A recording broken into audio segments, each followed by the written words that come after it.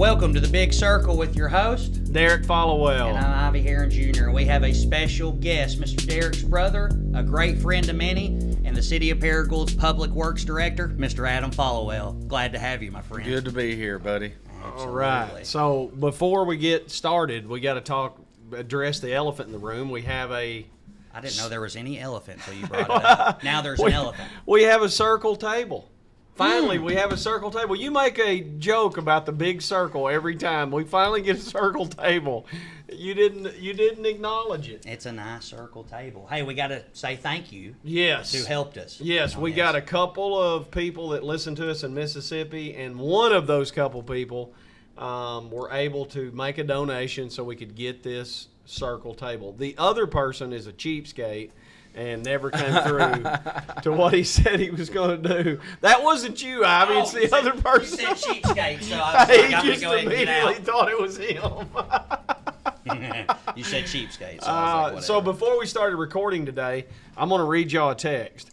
This text says, does anyone want coffee that's not Here's the black? elephant. This is from Ivy. I sent my order in. Large white mocha, hot, skinny, extra shot of espresso. I get here He's got a water. because I have no You coffee. don't even like white mocha. And not only did, and he also called me and asked if I drank the same thing as your brother. And I And- said, yes, I do. And it was black coffee. And I'm drinking a water. And he didn't bring any black coffee either. Now, We normally have black coffee, just for the record. there is one other time that I allowed Ivy to be responsible for my order. Yeah, and your order cost My $18.12. $18.12 for one coffee. I'm not talking about the coffee order. I'm talking about Oh, Burger the Whopper. King. Oh, I knew that. I This said- one was going to be holding over my head for years. I said I've I- done a lot of crazy I stuff, said I and will- this is the thing that's held over my head, a Whopper Here's with what I the told wrong him. thing. He said, "What do you want?" I said, "All I want is a double Whopper with only cheese." Guess what? You didn't get that. No, he Had forgot. everything on it. He Everything. forgot. And then Ivy ate it. He got no eye. No, he scraped it off like a 2-year-old. I don't like this anymore. I had one order, Ivy. One order. And you messed it up. That's funny. Okay, so now that we've got all that stuff out of the I'm way, glad. Is there anything else we can just throw out on this no, the circle table is clean. All right, fair enough. So anyway, we were excited to have Adam here today. We've been going through our before and after series and all that stuff. I think today's, it's just different. We're going to talk about maybe just growing up, us as siblings, his pleasure of being able to have me as a brother, and life now. Toot toot. Life now and kind of where we go from here. First off, I want you to know we are blessed. We have a great relationship. It's good to have great family, and I truly am blessed to have that. We worked for it, Yep. Oh, yeah, absolutely. put effort into it. We didn't get here on accident. We got here on purpose. right. Putting effort in our relationship. I was driving yesterday, and I told Sarah we had went somewhere to eat last night, and we got out of the car. We went with Adam. I didn't want to go eat anyway. We went with Adam and Amber. You were watching a movie. We went with Adam and Amber. We got out of the car, and I was like, man, it's beautiful to have your brother as your great friend, somebody you can count on and trust, somebody behind you, with you, all that stuff. So that's a blessing.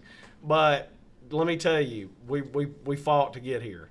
So I thought it'd be, I guess, good to share a few stories of kind of some things that happened brotherly. Oh, Lord. Welcome to the Big Circle. Growing up, and so people won't like me as well. So I was the older brother, 4 years older. Yeah. So when I was 8, he was 4. I was 12. He was 8. I was 16. He was 12. So He's good at math. he was always on my nerves, Hey, because hold of on. that.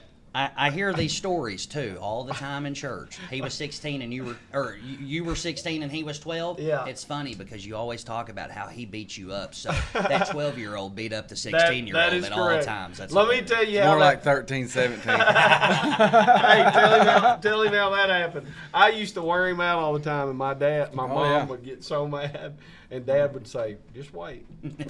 It won't last very much longer. That's what he'd always He said say. he's gonna get sick of it before too long. And I think Dad got us some boxing gloves for Christmas. Yeah. And as a wrap. What parent gets your kids boxing gloves when you're already adults? Y'all's dad. That's And all we awesome. did was fight before we had the boxing glove. He knocked me out in the driveway in the gravel. We were boxing on gravel. But we were supposed to be going half speed, and of course, you know. He goes 100%. Oh yeah, but Oh my goodness. puts the blame on you is the reason it happened. But he was the one knocked out in the driveway. That is true. He said, I thought we were going half speed. Bam! Knocked me straight out. Hit me in the nose. I fell right out. In the Good times. I woke up and Sarah was screaming, Derrick! I was like, bro, what happened? That's how old we were. I was already married when he knocked me out. Yeah. Oh, that's pretty crazy. awesome. So anyway, we went through, I would say me and Adam's childhood is, I mean, we weren't poor, but I mean, we were well taken care of, but I mean, my mom was a stay-at-home mom. Our mom was a stay-at-home mom. Dad worked. We kind of had that lifestyle. And, man, I look back now, I don't think I missed anything. No. We never missed a meal, No. never wanted for anything. I mean, we had a pretty good upbringing. Oh yeah, absolutely. And like now, I even think about that sometimes because we had the stay-at-home mom, and you know, Dad would work day in day out. But I remember those. You know, like he said, we wasn't exactly what you'd call poor or anything, but we didn't go out and do everything on the weekends and whatnot. So we would have that family time where we were home, like playing games, playing football in the backyard with the neighbor kids. Dad would be joining in, and that's one of the things I really remember. And now it seems like life's so busy, you don't have time to do things like that. You get to look back at those things and say those are the things that truly matter. That's right. And it's like now people are working to be able to do what we were doing. Right. I mean, we were blessed. Yeah. And we didn't realize how blessed we are, you know. I mean, Mom was always cooking. We always had family over, cookouts. I mean, that was the stuff that was happening. Now when we get any free time, I mean, that's what we want to do. Right. Yeah. Like, let's connect, get everybody together and, you know, all that stuff. And that was probably some things that I look back and think, man, if I could change anything about our world, we'd kind of be back there. But it's so taboo right now. I mean, even the, I can't remember the guy, but the Kansas City punter that just did the speech at the college talked about, you know, a woman and motherhood and that being one of her greatest jobs. And, man, it just stirred up this big ruckus and, you know, people are mad and it's insulting. And I'm like, all the things that we're chasing that sometimes we all get ahead of ourselves, whether it's the career, the job, the money, then we go back to the same things that y'all were talking about, just your simple upbringing and how those are the things that are most valuable. Yeah. If we could just go back to that as a whole. Yeah. And most time your most precious moments in your upbringing or your childhood or even now are the things that don't really cost anything. No. That's right. That's right. Yeah, absolutely. And I think that's just a human nature almost to chase the other things that don't matter, and then when you kind of get backed up, you think about all the things that truly do matter. Friendship, that we this time at this circle table, all the little things that make the big picture and the big circle so much better. Yeah. So I mean, we're going to dig off. We'll talk a little bit about addiction and things like that, but and how we kind of got through some of that and what happened and kind of that story. But before that, I mean, we got a few events in our life that were certainly worth looking back and laughing at. I guess if it's possible to look at and laugh. At my expense, probably. No, not at all. The statute of limitations is up on most of this stuff. But anyway, can you tell the plum tree story? Is that illegal? If looks could kill, you'd have been shot if 3 it is, times. we can leave it. I mean, it's possible, just as long as we don't Yeah, we can't. where it took place. Yeah. Let's talk about this. So tell them this story. This is hilarious. We were riding around one night, just being teenage boys, and we were bored, and we went down this street, and it had overhanging plums, you know, touching the truck of the hood of the truck. And I was like, let's get out and get some of these plums. So we all got in the back of the truck, and we were on a city street, and we were picking the plums and everything. And an elderly gentleman come out of his house screaming, "This is my plum tree, get off my yard." And we're like, we're in the street. He's like, "I'm going to shoot y'all," and all this. So we left, and we took off and drove around for a couple more hours, and the more I just thought about it, I got aggravated about the whole deal. And I had a pretty big truck at the time, and we backed up there and rode out a logging chain and tied it around the tree, locked it on 4 low, and we drove off. Adam Followell, who now runs the city. That was a long that was a time. long time ago, and I wasn't solely. I was also instigated. Yeah. The siren started outside. Fun times there, but I promise you that guy's dead. Absolutely. He was old then. Yeah, he was a definitely elderly gentleman then, and that was in the early 90s maybe. I don't know. That was a long time ago. That was a funny story, the old plum tree story. I'll tell you one other story. I wish I'd have just been there for one moment. Another fun story we had. We were at the lake one time, and Adam he was always drive the speedboat, and I'd always drive the pontoon. We had a lake house, all 3 of us did, and me and Dad and Adam. We had a lake house, and so we'd go play at the lake on the weekend, and I'm pulling the pontoon in, and Adam was like, you got it, go ahead. So I keep going, and I run into the dock. Well, when I do, it breaks the hook off the front of the pontoon. Well, the hook flies by my dad's head, like, woo! He was like, you could have killed us, you idiot! We still laugh about that every once in a while. But anyway, we got to take a quick commercial break. Thanks to all of our sponsors. We'll be right back with you.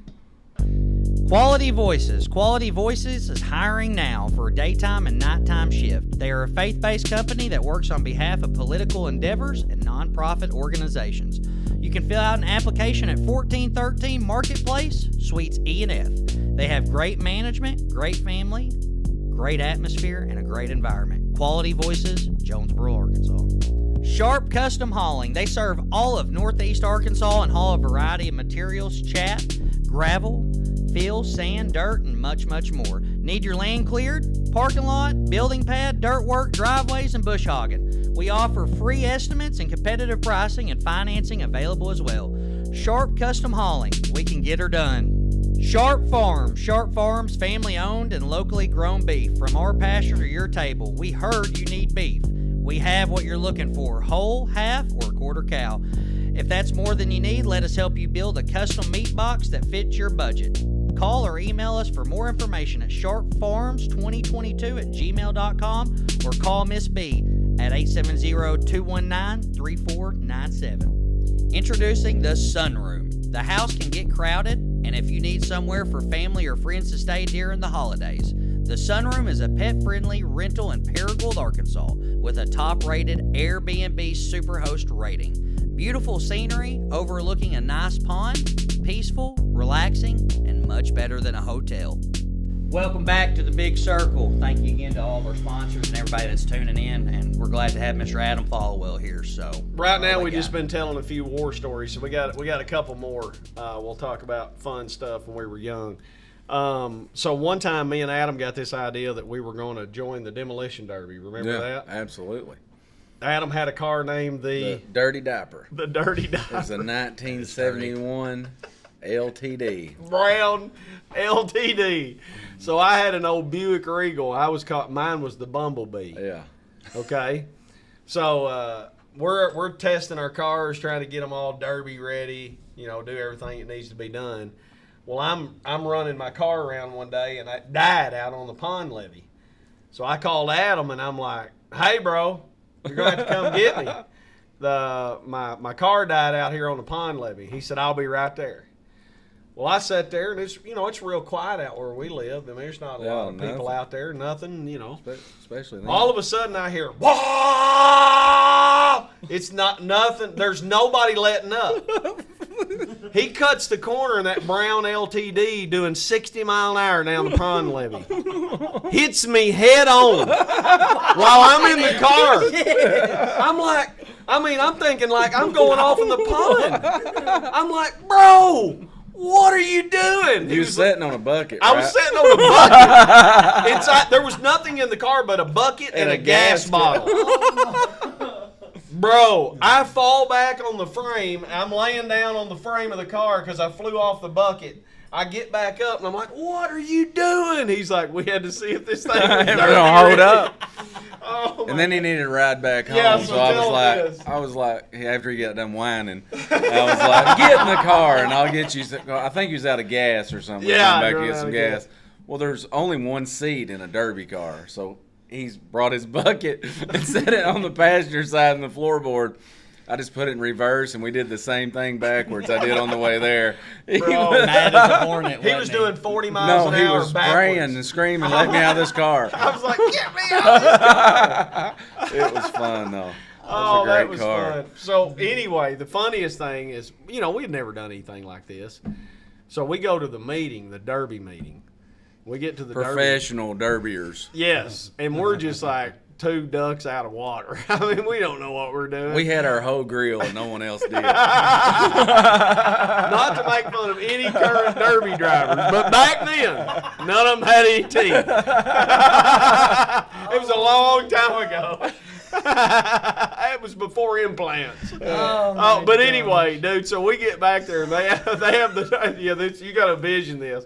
So it's like Braveheart. You're circled around a bunch of soldiers, and we got two like. Greased up.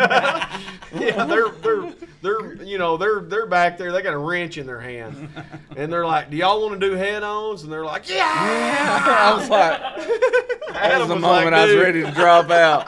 Adam was like, "Dude." And they had tanks built too. I mean, big old Lincolns He with. said, "I like my teeth." So man, I'm sitting there at the starting line, and they're like 3, 2, 1, and I'm all fired up. Well, I go to take my car off, and when I do, it died. Again. Hey, this guy in a Sherman tank comes straight at me, hits me at like 60 miles, threw me plumb over the levee and broke my stick. That was it. That was my derby career. So he done pretty good. He was like third or fourth. I made it in the very last of it. Yeah. Yeah, he got to the end. So anyway, The redneck jet took me out. Oh, it's so stupid. I remember the car coming at me. I burst into flames. You're like, so anyway, my car died. So we go out there, and his father-in-law at the time comes out, and he's like, "Bro, they're gonna have a losers bracket. We're putting you back in." So they're out there messing with how it's idling. So you turn the car on, and he's got the idle set up. Set the time up on the. Yeah, he strip. turned the time up on the car. The time up on the car. You just start it without even pushing the gas down. As soon as you put it in gear, it just roll. You put it in gear, it's like, whoa, it just takes off. So I'm like, "Bro, I don't know if this is good." He's like, "Hey, it'll get you competing again. We got to get back out there." So I get back out there. Well, this time, man, I'm good. Like the car's running. They're like 3, 2, 1. I slam my car and drive and take off to hit somebody, and my whole hood just burst into flames. They start throwing dirt on it, extinguish me out, break my stick, and that was the end of my derby career. Gosh. Needless to say, about $1,200 later, we're broke. Money well spent. You ended up selling the car. Yeah, for $50. After he done smashed it all up. That's funny. But I mean, we look back and we had some funny times like that, and certainly was some good. Those are probably the stories that we can few of them that we can actually tell. But my brain worked a lot different than his. Adam was more of the he was a little wiser when it come to not getting in trouble. Like, I just didn't care to get in trouble. It didn't bother me.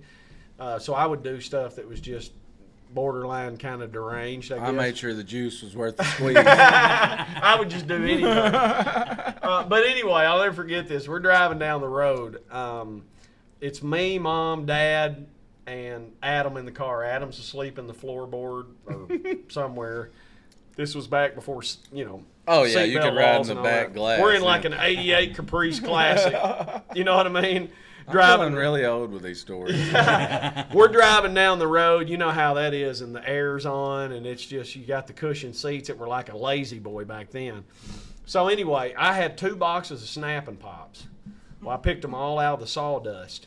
And I took 2 handfuls of them and just threw them at the dashboard while we were driving down the road. I mean, who does This does that? not surprise me with him. Yeah, he does that. No. So the snapping pops hit the dash. My dad's like, "Argh!" He realized, he's like, "Oh my God, you could have killed us."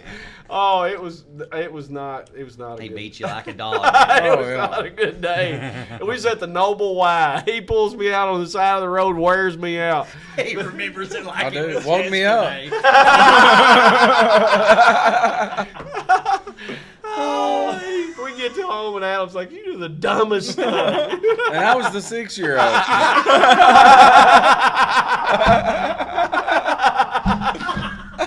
He's like, "Do you have a brain?" Oh man, it was It's crazy. hilarious. But I guess, looking back now, some funny stuff, but we'll kind of talk about where our life kind of span off a little bit. So, our father grew up, we grew up in church, that's the way we grew up, but my father had just got hurt during a season of his life, and he just gave that portion of his life up. Looking back now, I didn't see it then, but I see it now. Him being out of that culture really bothered him. Right? Oh yeah, absolutely. But Out of what culture? out of the church Out of the culture, church, out right. of not being around, brothers and sisters in Christ. I think that was important to him. He was preaching and serving at the church. There was things that he was doing, so that just become a part of our. That was part of our ecosystem. That's who we were. So we get out there, and Dad's just like, I think he just didn't know what to do with himself. Yeah. So it wasn't long till he's easing the pain with alcohol. Right. And he goes from just a guy that drinks, Occasionally. yeah, to a guy that is an alcoholic. There's just no better way to describe that. He was a good dad. He always provided, always worked. And I remember something he used to say. He'd say, "There's a difference between a drunk and an alcoholic." Yeah. He's like, "A drunk won't work." So he had almost like he had accepted what he And was. tried to justify what he was doing. Yes. Well, in that, back then, in that, just the old country boy mentality, it wasn't long, me and Adam just kind of picked up those natures. Me being 4 years ahead of Adam, it was so easily for me to expose him to that stuff too early. Right? There's tons of studies right now that when you get into the alcohol, drug culture, things like that, pre-18, Oh yeah. mentally, psychologically, it does a lot of stuff to you. So, I was an alcoholic young. I assume you would classify yourself as at that point of your Very life. very young. Yeah. Too young to be an alcoholic. Yeah. I was probably an alcoholic before I could legally buy it.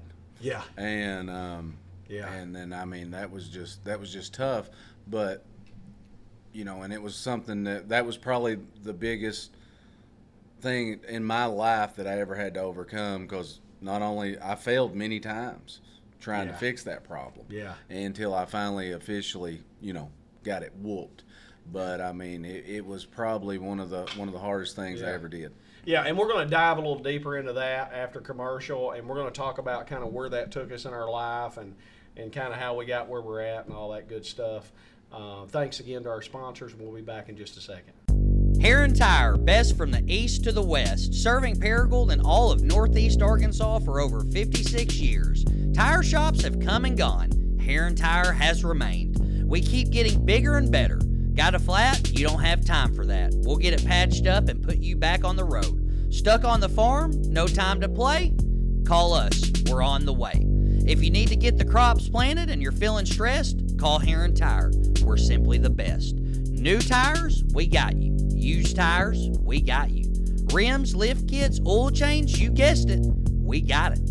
So come see us at either of our Paragould locations at 700 East Kings Highway or 300 Airport Road. Heron Tire Service, 870-239-8466 or 870-240-0090. Yes, best from the east to the west. J&M Trailer Sales and Service. J&M Trailer Sales and Service. huge selection of trailers, trailer repair, and prices so low, it's stupid. Also, if you don't want to commit to buying a trailer or a piece of equipment, they rent it out as well. Trailers, car haulers, skid steer, excavators. J&M Trailer Sales, located at 2510 South 2nd Avenue, Paragould, Arkansas. Leisure Comfort. At Leisure Comfort Heat and Air, we provide friendly heating and air conditioning repairs done right. We repair all major brands and give reliable options to get your system working properly. In the unfortunate event that a new equipment is necessary, we can make the installation seamless and easy.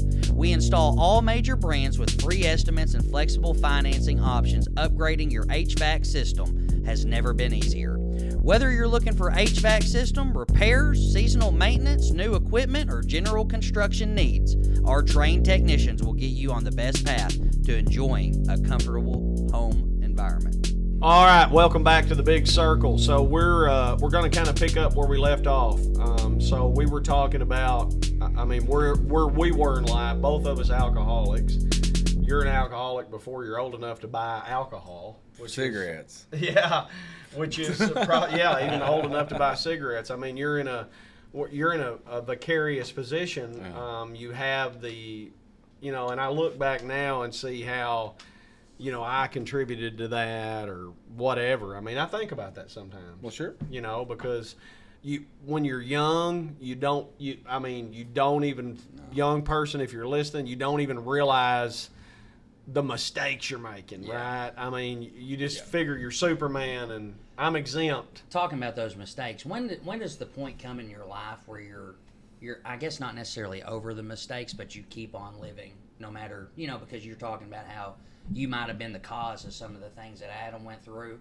When is that point during sobriety and just in your life in general where you come to the point, well, it is what it is? Man, I mean, you're probably not going to love my answer, but I mean, it took me years to. Oh, yeah. Everything's 10 years. I mean, wouldn't you say it took you years to look back and go, yeah, man? I mean, with different circumstances, well, I mean, there's things that I guess you could say I forgave myself for. Yeah. But I'm not, that still reels in my mind from time to time. Yeah, so we definitely want to be transparent with the audience too. That if you're going through mistakes that you're working on, that you've been through, that you're trying to get over, that you're trying to forgive yourself with, just remember it takes time.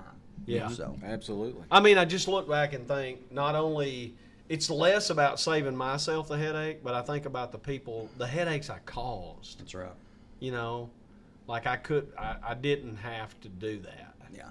Because you're 17 years or 18 years past all of this. Yeah. And then you still just brought up the fact that I still think about that at some time. Man, every once in a while it'll pop in my head and think, man, I contributed to that, or, I mean, yeah.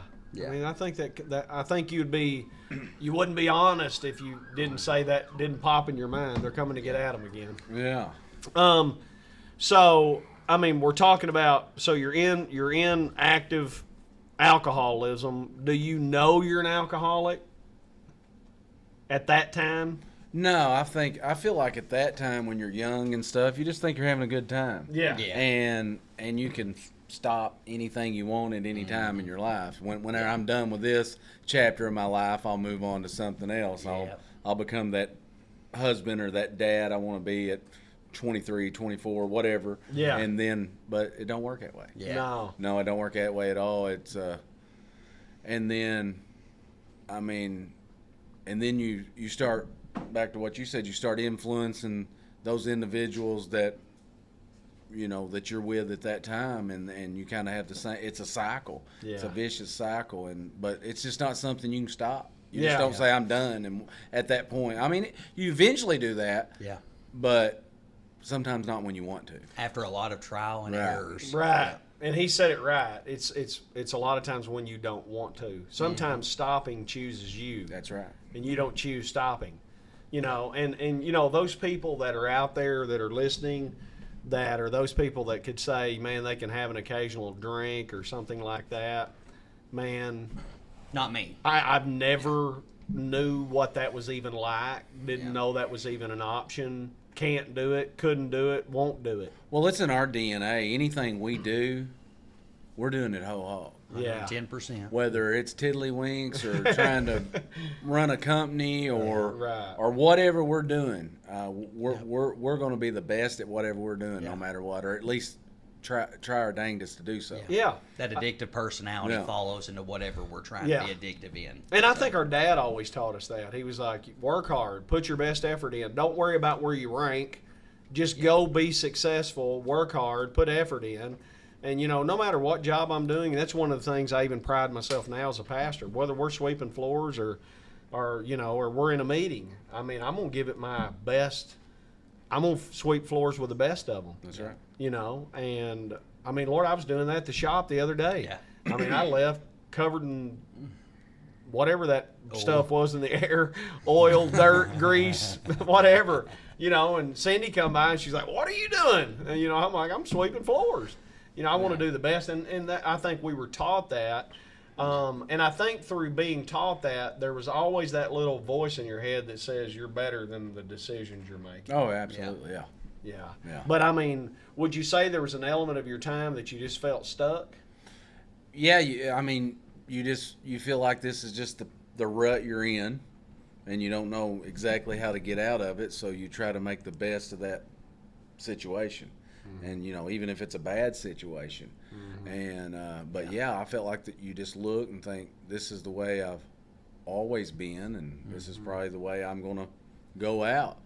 So I'm going to enjoy the moment that I'm in until tragedy hits or things in your life just start coming unwound, and you're like, I need to get this fixed. Yeah. And then what's sad is sometimes, you know, many times in my life, I would have my situation fixed and back on course and doing right, and then when things got good, you forgot about what happened. Yeah. And you start going back the other way. I can handle it. I can handle it. I've grown from what I was before. Look what I've accomplished. Yeah. And then 6 months later, oh my, I'm right back where I started from. Yeah. And you're back in that same rut. So. Yeah. So I guess when you, I mean, and we've heard it said, we've been through episodes and episodes, and we asked this question because it's so intriguing. What makes you think once you get better, I can handle it? You know, I don't really know the answer to that question. I mean, in my mind, I would think you're far enough past it. Yeah. That you feel like it won't have that pull on you like it did in the past, but you're just telling yourself a lie, because it will. I mean, once you start dabbling back into what you come from, you're going to be back there again eventually if something don't change. Yeah. I mean, I don't know the exact answer. Yeah. I guess it could be different for everyone a little bit. Right. The perception that they'd have over that. Yeah. You know, I would always think to myself, I had the same problem, and I would always think to myself, well, I'm strong enough now. Yeah. I can do it now. You know, whatever. I'm in a better situation. I'm in better company. I mean, I don't mean that bad, but my company got better. Yeah. You know, these people are successful. They handle it. I can handle it. You know, never worked, and it wasn't never going to work. I mean, it took many times for me. I mean, there's been, I've lost everything I've had twice. Yeah. And probably 3 times. Yeah. But and you know, you'd think, well, I'm never going to put myself back in that situation for that to ever happen. And what's crazy, the whole time, even when I wasn't doing what I was supposed to be doing and living right and making the right choices that I need to be, it felt like I always had someone that was in my corner, and I'm talking about more of a spiritual someone that was in my corner that was fighting for me for some reason during all my ignorance. When I would come out of one bad situation, I would really had the boots that were on my feet, you know. Right. And it would seem like in no time I was back on top of the world, you know. Everything was flying my way, and then I would do it all again. Right. And then again. Right. And eventually I was like, you know, I can't do this anymore. Yeah. But with that being said, I also think that, you know, I wouldn't change anything that happened in my life, because I wouldn't be where I'm at right now. And you can't. So I can't. But if I had a DeLorean, yeah, and I could go back in time Right. now. There's a few things I would change, but Yeah. but little things. I wouldn't change anything that would change my life where I'm sitting right now and what I'm doing, and my family and everything. I mean, because it worked out in the end. But when you're going through them struggles and them times, you're like, what is happening? Yeah. Brother Garth Brooks said it best. Some of God's greatest gifts are unanswered prayers, and the Lord didn't answer a lot of prayers I prayed. And now I look back and I thank Him for not answering. Absolutely. Right. So we'll end on Brother Garth Brooks. And for all of y'all young listeners that don't know what a DeLorean is, it is a car that takes you back into time. Yeah. Please watch back. 1.21 gigawatts. Yes, we're showing our age. Tell them how to look us up and all that stuff. Guys, make sure to give us a 5-star review on the Big Circle or on YouTube, Apple, Spotify, all that good stuff. So if you enjoyed what you heard today, make sure to share it on your Facebook page. Tag one of your friends if they need to get something good out of it. Give us a thumbs up, and we sure appreciate all of our listeners. Thank you for joining the Big Circle.